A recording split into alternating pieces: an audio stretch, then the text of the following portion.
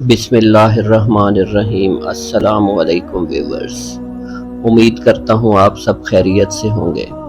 सावन की 2 तारीख है। सावन और भादो 2 माह सांपों के मिलाप के और मस्ती के होते हैं, लिहाजा एहतियात करें। सावन और भादो दोनों माह हर रंग और नस्ल के सांप मिलाप करते हैं, और जब नाग और नागन मिलाप करते हैं तो फिर ये अपने मिलाप में किसी की मदाखलत पसंद नहीं करते। सांपों के मिलाप के औकात नोट कीजिए। सांप असर के बाद से लेकर पूरी रात और सुबह तुलुए आफ्ताब के वक्त तक साथ रहते हैं, फिर महदूद फासले पे दूर हो जाते हैं, फिर दोबारा असर के वक्त मिलाप करते हैं।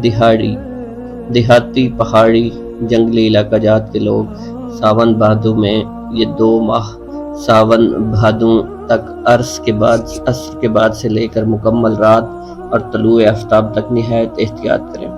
रात को हर सूरत टार्च लेकर बाहर निकलें और नजरें नीची जमीन पर ही रखें। बच्चों को रात के वक्त हरगिज़ घर से बाहर मत निकलने दें, बल्कि घर में अगर पौधे, दरख्त या घास वगैरह है तो उनके पास भी मत जाने दें। रात के वक्त खेतों, फसलों में ना जाएं। अगर मजबूरन जाना पड़े तो बहुत ज़्यादा एहतियात करें।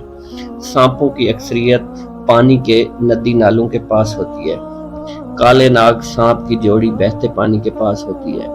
इच्छाधारी नाग की जोड़ी रेगिस्तानी इलाके में होती है। खपरा सांप की जोड़ी ठंडी जगह, नमी वाली जगह पे होती है। तीर सांप की जोड़ी किसी भी फलदार दरख्त के पास होती है। 2 मोई सांप की जोड़ी अक्सर पुराने खंडराज या वीरान कुएं की झाड़ियों में होती है।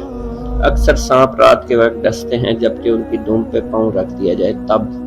काला नाग सिर्फ अपने दिफा में डसता है, वरना पहले हमला नहीं करता।